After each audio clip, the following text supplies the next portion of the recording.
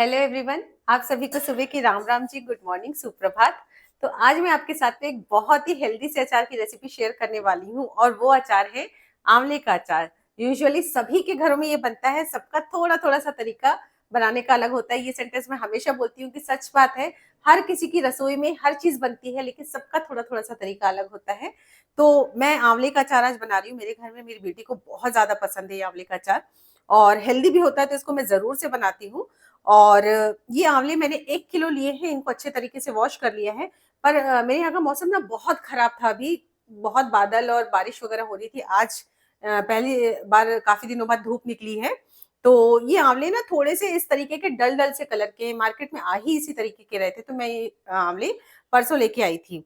और इनको मैंने अच्छे से वॉश कर लिया है और इसको मैं ना स्टीम कर लूंगी थोड़ा सा। और इसमें ना एक बहुत हेल्दी सी चीज डालूंगी, जिसके कारण ये आंवले का अचार बहुत ज्यादा गुणकारी हो जाएगा। ये 100% तय बात है कि ये इस तरीके से आंवले का अचार बनाएंगे ना, तो आंवला तो है ही है गुणकारी, साथ ही साथ में जो चीज मैं इसमें मिलाने वाली हूँ वो भी बहुत ज्यादा गुणकारी है। तो एक स्टीमर तैयार करेंगे हम। कोई भी भगोना कढ़ाई आप ले लीजिए, उसमें इस तरीके की जाली रख लीजिए। जिस तरीके की भी आपके पास में जाली है ना, वो रख लीजिए। कई लोग आंवले को डायरेक्ट उबाल के भी बनाते हैं पानी में डाल के, लेकिन मुझे ऐसा लगता है कि इस तरीके से उबालने से ना क्या होता है, उसके सारे के सारे पोषक तत्व या न्यूट्रिएंट जो है ना वो पानी में चले जाते हैं। तो ज्यादा अच्छा ये रहता है कि आंवले को स्टीम करके बनाया जाए। तो अचार तो वही बनता है, बस ये है कि उसके सारे पोषक तत्व आंवले में ही रह जाते हैं। तो यहाँ पर मैंने सारे आंवले डाल दिए हैं और इसको ना अब एक ढक्कन से ढक देंगे। अच्छा, आंवले बहुत जल्दी उबल जाते हैं, इसलिए बिल्कुल नजर इसी के ऊपर रखिएगा। 5 मिनट, 4-5 मिनट या 6 मिनट ज्यादा से ज्यादा, इतना ही टाइम लगता है आंवलों को उबलने में। तो जब तक ये आंवले उबलते हैं तब तक चलिए एक और तैयारी कर लेते हैं। और अब ये दिखाती हूँ मैं आपको जो हेल्दी सी चीज मैं इसमें डालने वाली हूँ। वो है, बताइए क्या है ये है कच्ची हल्दी। तो कच्ची हल्दी ना वैसे खाना मुश्किल होती है, लेकिन हम इस तरीके से अचार में अगर डाल देते हैं ना, तो कच्ची हल्दी बहुत अच्छे तरीके से खाते बन जाती है और अचार भी बहुत ज्यादा हेल्दी हो जाता है। तो मैं इसको ना अच्छे तरीके से छील ले रही हूँ। तो अब ये देखिए, कच्ची हल्दी को मैंने अच्छे से धो लिया है। मैं तो पीलर से छील रही हूँ। आप चाहे तो ना ये जो चाकू होता है ना नॉर्मल काटने वाला, उसको इस तरीके से खड़ा करके खखोर के भी निकाल सकते हैं। पर मैं इस तरीके से पीलर से छील ले रही हूँ और मैंने इसको अच्छे से धो लिया है, धो के सुखा लिया है। अब इसको ना मैं छीलने के बाद नहीं धोऊंगी, तो सारे हल्दी को मैं पहले छील लूंगी। हल्दी बहुत ज्यादा फायदेमंद होती है। Anti cancerous, anti pyretic, antiseptic गुण होते हैं इसमें, ढेर सारे गुण होते हैं। तो हल्दी तो वैसे भी खाना ही चाहिए। और इस तरीके से कच्ची हल्दी खाई जाए ना, तब तो और ज्यादा फायदा करती है। अच्छा, एक बात मैं और आपको बताऊं कि हल्दी छीलने के समय आप चाहे ना तो ग्लोव्स का इस्तेमाल कर सकते हैं, क्योंकि हल्दी के दाग जो हाथों में लग जाते हैं ना, वो लगभग 1 से 1.5 दिन तक बने रहते हैं। तो अगर उस चीज से बचना है ना आपको, तो आप चाहे तो हल्दी छीलने के समय और उसको बनाने के समय ना हाथों में ग्लोव्स लगा सकते हैं। तो सारी हल्दी मैंने छील ली है और अब यहाँ पे ना एक बारीक ग्रेटर लेंगे और बारीक ग्रेटर से ना इसको ग्रेट कर लेंगे।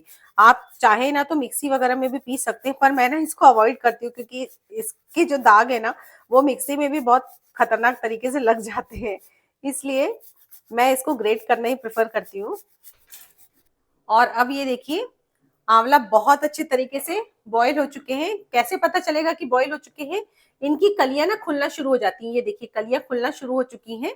मैं आपको पास से दिखाती हूँ। ये देखिए, ये कलियां ना इसकी फटना शुरू हो जाती है इस तरीके से। जब ये फटने लगे ना, मतलब ये बॉईल हो चुके हैं। इसके आगे इसको बॉईल मत करिएगा, वरना ये अचार ना गला गला सा हो जाता है, एकदम से गले गले से आंवले का बनता है।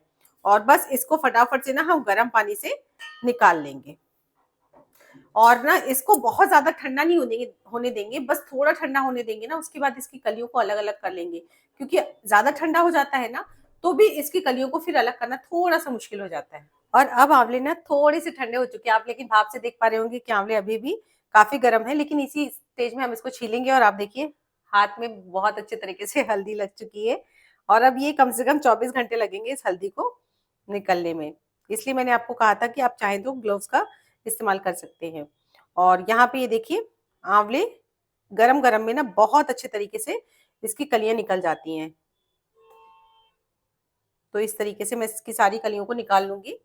और जहां पे भी आपको लगे ना कि आंवले में थोड़े बहुत दाग हैं, उतना हिस्सा ना आप कट करके निकाल लीजिए, उसको अचार में ना डालिएगा। और इस तरीके से मैं सारे आंवलों की कलियों को अलग अलग कर लूंगी।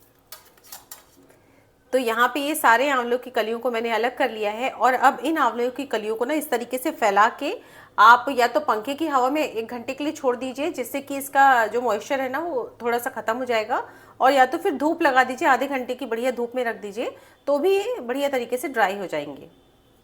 तो सारी तैयारियां हो चुकी हैं, चलिए फटाफट से अचार का मसाला बना लेते हैं। इस अचार में ना मैं बहुत ज्यादा मसाला नहीं डालती हूँ, लिमिटेड मसाले ही डालती हूँ, ताकि उसमें आंवले का जो टेस्ट और फ्लेवर रहता है ना वो उभर के आता रहे और उसके गुण बरकरार रहे।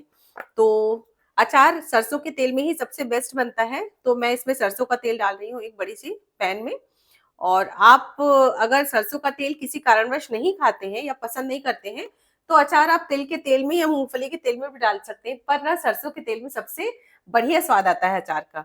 तो तेल को मैं थोड़ा सा गर्म होने दूंगी, इसमें लगभग मैंने ना आधा कप सरसों का तेल डाला है, जरूरत पड़ेगी उसके बाद हम तेल को और डाल लेंगे। तो तेल हल्का सा गर्म हो गया है और यहाँ पे ली है मैंने ये मेथी लगभग 1 टेबल स्पून। तो मेथी को ना मैं इस छन्नी में डाल के सेकने वाली हूँ। तो ये छन्नी ना चाय की छन्नी थी, इसका हैंडल टूट गया था। तो हम सभी हाउसवाइफ जो भी किचन में काम करते हैं ना कुछ जुगाड़ लगाते रहते हैं काम को करने के लिए।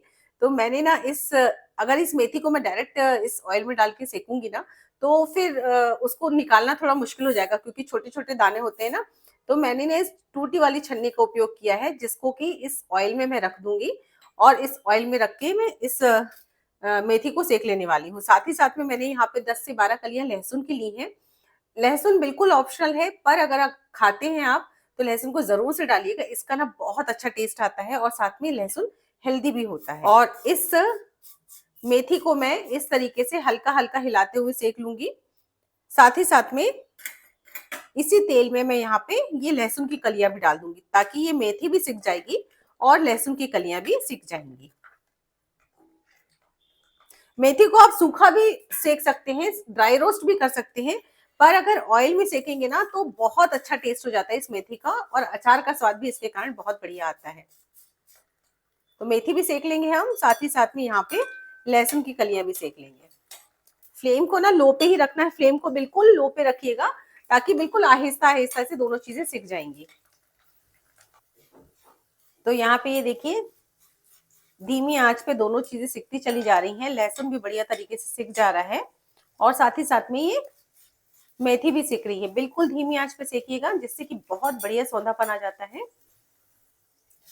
अब लगभग 1 से 1.5 मिनट हो चुका है, ये देखिए मेथी का कलर चेंज हो चुका है, मेथी भी बढ़िया तरीके से भुन चुकी है। तो मेथी को तो मैं इसी तरीके से ऑयल छटाते हुए निकाल लूंगी, इस छन्नी को ही बाहर निकाल लूंगी और इसको ऑयल छटाने के लिए हम किसी कटोरी के ऊपर रख देंगे, जिससे कि ऑयल इसका छट जाएगा।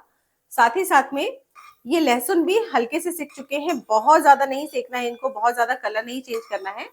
तो इन लहसुन को भी मैं इस प्लेट पे निकाल लूंगी। इन दोनों चीजों को ना हम ठंडा होने देंगे। लहसुन और मेथी दोनों चीजें सिक चुकी हैं। अब आती है बारी हल्दी की। तो हल्दी चूंकि कच्ची है ना, तो इसको सेकना अच्छे तरीके से बहुत जरूरी है। तो सारी की सारी हल्दी मैं इसी गरम तेल में डाल देने वाली हूँ। अगर सूखी हल्दी का पाउडर आप इस्तेमाल करते हैं ना, तो ये प्रोसेस को स्किप करिएगा।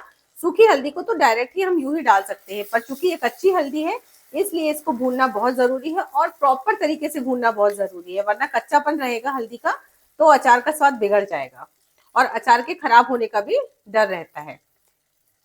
इसलिए अब इस हल्दी को ना बिल्कुल अच्छे तरीके से हम तेल में भून लेंगे। और भूनते समय एक बात का ध्यान और रखिएगा कि आंच को बिल्कुल लो पे रखना है, बिल्कुल लो फ्लेम पर इसको भूनेंगे। अब यहाँ पे देखिए इस हल्दी को ना मैंने अच्छे तरीके से भून लिया है। ये देखिए कलर से ही अंदाजा लगा सकते हैं आप कि बहुत अच्छे तरीके से ये भून चुकी है। और बस अब गैस को हम बंद कर देंगे और इस मिश्रण को पूरा ठंडा होने देंगे। और अब एक ग्राइंडिंग जार लेंगे और इस जार में हम डालेंगे ये मेथी। मेथी ठंडी हो चुकी है, मेथी को इसमें डाल देंगे और साथ ही साथ में ये सारी की सारी कलियां लहसुन की भी हम इसी में डाल देंगे। और अब इसको ना हम पीस लेंगे, लेकिन आप डायरेक्ट इसको लहसुन को पीसेंगे ना तो थोड़ी दिक्कत आती है। तो लहसुन को अगर पीसना है ना, तो उसके लिए एक टिप है कि इसमें थोड़ा सा नमक डाल दीजिए। तो ये बिल्कुल जरा सा मैं आधा चम्मच लगभग इसमें नमक डाल दे रही हूँ, क्योंकि अचार में तो हमको नमक डालना ही डालना है। और थोड़ा सा नमक डाल के जब हम पीसेंगे ना, तो लहसुन बहुत आसानी से पिस जाता है। तो इसको दरदरा सा सारी चीजों को हम एक साथ पीस लेंगे। अब ये हल्दी का मसाला ना थोड़ा सा ठंडा हो चुका है, बिल्कुल ठंडा नहीं हुआ है, अभी भी गर्म है। लेकिन इसी गर्म स्टेज में ना मैं इसमें डालने वाली हूँ ये सरसों वाली दाल, जो राई वाली दाल होती है ना, ये अचार वाली। इसकी एक टूटे हुई दाल आती है जो अचार के लिए बोल के आती है। आप इसकी साबुत सरसों भी ले सकते हैं, पीली वाली जो सरसों आती है उसको भी थोड़ा सा दरदरा पीस के ले सकते हैं। पर अगर ये मिल जाती है ना तो बहुत अच्छी रहती है, अचार में ना बहुत अच्छा लुक भी देती है और बहुत अच्छा टेस्ट भी देती है। तो मैं इसको ना लगभग 3 टेबलस्पून इस अचार में डालने वाली हूँ। और अगर इसको ना धूप है ना, आप तो इसको धूप में डाल दीजिएगा, पर मैं इसी में डाल दे रही हूँ क्योंकि ये अभी पैन गरम है और गरम पैन में ये हल्की सी गर्माहट में ना थोड़ी सी सिक सी जाएगी। तो इसलिए मैंने इसको इसी में मिक्स कर दिया है। साथ ही साथ में ये लहसुन और मेथी को भी मैंने पीस लिया था, तो इसको भी मैं इसी में डाल दे रही हूँ। अब सारे मसालों को ना हम इकट्ठा कर लेंगे। तो ये लहसुन और मेथी को भी मैंने पीस लिया है और देखिए नमक डाल के पीसा है ना, तो बहुत अच्छे तरीके से ये पिस गया है। लेकिन अगर बिना नमक के पीसते ना तो बहुत मुश्किल होता है कई बार। सिर्फ लहसुन को पीसना बिना पानी डाले, तो पानी तो हमको डालना नहीं था, इसलिए नमक डाल देंगे तो बेहतर रहेगा। सभी चीजों को अच्छे से मिक्स करेंगे। अब जो लहसुन और मेथी वाला मिश्रण था ना वो तो ठंडा हो चुका था, पीस के हमने मिलाया है, तो टोटली कंप्लीट मिक्सचर ना थोड़ा सा ठंडा हो चुका है। अब इसमें धीरे धीरे करके हम बाकी मसाले भी ऐड करेंगे। तो बाकी मसालों में तो मैं कुछ भी नहीं, सिर्फ यहाँ पे रेड चिली पाउडर डाल रही हूँ, तीखी लाल मिर्च डाल रही हूँ। तो तीखापन ना आप अपने स्वाद के हिसाब से कम ज्यादा कीजिएगा। यहाँ पर मैंने 1.5 टेबल स्पून तीखी लाल मिर्च डाली है। काफी तीखी है इसलिए मैंने इतनी डाली है। साथ में 1 टेबल स्पून मैंने कश्मीरी रेड चिली पाउडर डाला है, जिससे कि ना कलर ज्यादा अच्छा आ जाएगा। ये भी 1.5 टेबल स्पून मैंने डाला है। और इसमें मैं कोई भी मसाले नहीं डालती हूँ। सौंफ वगैरह अगर आप डालना चाहें तो डाल सकते हैं, पर मेरे यहाँ इसमें सौंफ नहीं जाती है, इसलिए मैंने सौंफ नहीं डाली है। पर मिश्रण ना अभी थोड़ा सा गर्म ही है, तो इसको हम थोड़ा सा ठंडा होने देंगे, इसके बाद ही हम इसमें नमक मिलाएंगे। तो ये मिश्रण अभी ठंडा हो चुका है और ठंडा होने के बाद मैं इसमें मिक्स करने वाली हूँ नमक। तो किसी भी अचार में नमक का कॉन्सेंट्रेशन हाई होना चाहिए, जिससे कि अचार खराब नहीं होता है। तो यहाँ पर मैं डाल रही हूँ शुरुआत में लगभग 4 टेबल स्पून नमक। 4 भी नहीं, इनफैक्ट मैं डाल रही हूँ इसमें 5 टेबल स्पून नमक। और थोड़ा अच्छे तीखेपन के लिए मैं इसमें red chilli flakes 1 tablespoon भी डाल रही हूँ। ये बिल्कुल ऑप्शनल है, अगर आप स्किप करना चाहते हैं तो स्किप कर सकते हैं। सारी चीजों को ना अच्छे तरीके से मिक्स करेंगे। तो यहाँ पे ये नमक मैंने पूरे अच्छे तरीके से इसमें मिक्स कर लिया है। और उसके बाद ना इस कंडीशन में आप इसके मसाले को जरूर से टेस्ट करके देखिएगा कि इसमें नमक कितना है, क्योंकि नमक नॉर्मल जितना नमक हम डालते हैं ना उससे थोड़ा सा ज्यादा होना चाहिए, ताकि अचार खराब नहीं हो। तो मुझे नमक थोड़ा सा कम लग रहा है, इसमें मैंने 1 टेबल स्पून नमक और डाला। अचार के हिसाब से कम लग रहा है, बाकी नमक वैसे ठीक है उसमें, लेकिन अचार के हिसाब से थोड़ा सा कम लग रहा है, क्योंकि आंवले में तो बिल्कुल भी कुछ भी नमक नहीं रहता है। आंवले में अच्छे तरीके से नमक चढ़ना चाहिए। अब ये सारी की सारी कलियां अच्छे तरीके से सूख चुकी हैं और ये सारी की सारी कलियां मैं इस मिश्रण में मिला देने वाली हूँ। और उसके बाद अब अच्छे तरीके से मिक्स मिक्स एंड मिक्स। और अब ये देखिए सारी चीजें बढ़िया तरीके से मिक्स हो चुकी हैं, और हल्दी हमने जो डाली है ना उसके कारण इसका कलर बहुत ही ज्यादा परफेक्ट आ रहा है। और जैसे जैसे ये अचार 1-2 दिन का और पुराना हो जाएगा ना, तो हल्दी बहुत अच्छे तरीके से आंवले के ऊपर चढ़ जाएगी, हल्दी का रंग बहुत बढ़िया चढ़ जाएगा। तो अच्छे से मैंने मिक्स कर लिया है। अब ये मसाला और अच्छे तरीके से चिपक जाए इस आंवले के ऊपर, तो मैं इसमें डालने वाली हूँ तेल। तो लगभग 1/4 कप मैंने इसमें और तेल डाल देना है। और अभी मैंने ना इसमें कच्चा तेल ही मिलाया है, तो आंवले के अचार में ना मैं कच्चे तेल का भी इस्तेमाल करती हूँ। आप चाहे तो बिल्कुल पूरा पका के भी तेल को डाल सकते हैं। और ये देखिए तेल डालते साथ ही ये बढ़िया तरीके से मसाला आंवले में चिपकने लगा है। देखिए कितना बढ़िया कलर आ रहा है आंवले के अचार का। और इसमें मैं थोड़ा सा तेल डालूंगी, 1/4 कप मैंने इसमें तेल और डाल देना है लगभग।